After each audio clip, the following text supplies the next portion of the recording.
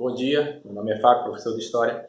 Hoje a aula é direcionada para o nono ano, que é o capítulo 3 do módulo 1, que vai abordar o tema O Brasil e seus contrastes no início do século XX. Eu coloquei o primeiro tópico aqui, onde vamos falar do Brasil no final do século XIX e início do século XX. Vou mostrar as rupturas e permanências que ocorreram nessa transição do século XIX para o início do século XX. Uma das principais mudanças é o fim da monarquia, em que, 15 de novembro de 1889, o Brasil vai deixar de ser um governo imperial e vai se tornar uma república. O Brasil vai deixar de ser controlado por Dom Pedro II e ser uma república controlada por Marechal Deodoro da Fonseca. Então isso é chamado de ruptura histórica, ou seja, há uma grande mudança política. Mas o que permanece no Brasil, com essa mudança política? O que vai permanecer é a desigualdade social. Por quê? Porque tanto no Império como no governo republicano, os políticos vão ser da oligarquia rural. Então isso é considerado como uma permanência histórica, certo? O outro tópico é a abolição da escravatura. Em 13 de maio de 1888, vai ocorrer a chamada Lei Áurea ou Lei Imperial. Então essa lei vai pôr fim à escravidão no Brasil. Então isso é chamado de ruptura histórica. Mas o que permaneceu? O que foi a permanência histórica? A permanência é o preconceito, o racismo que vai crescer ao longo dos séculos. Isso vai crescer, isso é uma permanência, por quê? Porque quando aconteceu o fim da escravidão, não houve uma política de inserção do negro na sociedade. O negro ele foi marginalizado. E teorias reforçaram para o crescimento dessa discriminação, como a teoria que eu coloquei aqui no quadro, chamada teorias raciais. Essas teorias foram criadas no século XIX por países imperialistas europeus. O que definia essa teoria?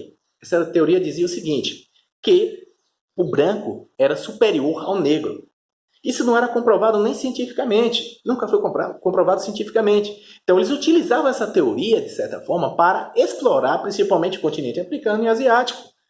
Certo? E aí, essa teoria vai influenciar as nações na América, principalmente o Brasil. Então o Brasil vai adotar essa política, chamada política de branqueamento, no início da sua república, ou seja, vai incentivar a vinda de mão de obra imigrante para o Brasil. Então, a vinda de mão de obra imigrante no Brasil não só foi para trabalhar no meio rural ou no meio urbano, nas primeiras fábricas, mas foi também uma política adotada para trazer esses imigrantes para promover esse crescimento da classe branca dentro da nação. Sendo que os imigrantes já chegavam ao Brasil desde o período imperial. Desde 1871 até o governo republicano, entraram no país 3,4 milhões de imigrantes. Então, como foi a chegada desses imigrantes? Como o Brasil vai incentivar a vinda desses imigrantes?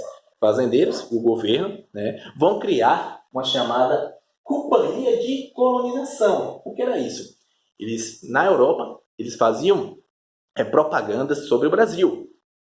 Colocavam anúncios, panfletos dizendo que o Brasil era um país de fartura, e um país que você poderia realizar seus sonhos. A Europa, no final do século XIX, século XX, alguns países estavam passando fome, miséria, intolerância política, então eles queriam sair das suas nações em busca de países que poderiam viver melhor. Então o Brasil adotou essa política para incentivar a vinda desses imigrantes. Então a América, a direção que esses imigrantes tomavam eram basicamente Brasil, Estados Unidos e Argentina. Então, tanto é que no Brasil até 1920, como eu já disse anteriormente, chegaram ao Brasil 3,4 milhões de imigrantes. Mas como foi a vida desses imigrantes no Brasil? Vamos lá. Os imigrantes eles vão sofrer vários problemas no Brasil. Vamos falar basicamente da região sul. Então, quando eles chegam na região sul, eles não vão ter sementes, não vão ter equipamentos, vão ser atacados por animais selvagens. As terras já estão ocupadas pelos indígenas, então eles vão entrar em conflito com os povos indígenas, causando morte tanto de imigrantes como de indígenas. Tudo isso, de certa forma, vai fazer com que alguns imigrantes retornem para os seus países de origem. O governo, sem querer perder essa mão de obra, vai se juntar com os fazendeiros e contratar pessoas para atacar tribos indígenas, que eram chamados bugreiros. Então, os bugreiros são aquelas pessoas contratadas por donos de fazendas e parte do governo local para destruir tribos indígenas e pegar essas terras, que eram dos indígenas, e dar aos imigrantes. Na região sudeste, o imigrante também vai sofrer. Não só foi na região sul. Na região sudeste, basicamente em São Paulo, né, esses imigrantes também vão ser tratados como se fossem verdadeiros animais. Por quê? Porque os fazendeiros, né, de São Paulo, eles estavam acostumados a lidar com os escravos. Então, eles tratavam muito mal, o seu cotidiano era lidar com escravos. Então, quando os imigrantes começaram a trabalhar nas fazendas de café, né, eles também recebiam castigos físicos. Né? Então, isso fez com que muitos imigrantes continuassem a retornar para os seus países de origem. Além disso, né, existia uma chamada de, escravidão por dívida. Vou explicar como isso acontecia.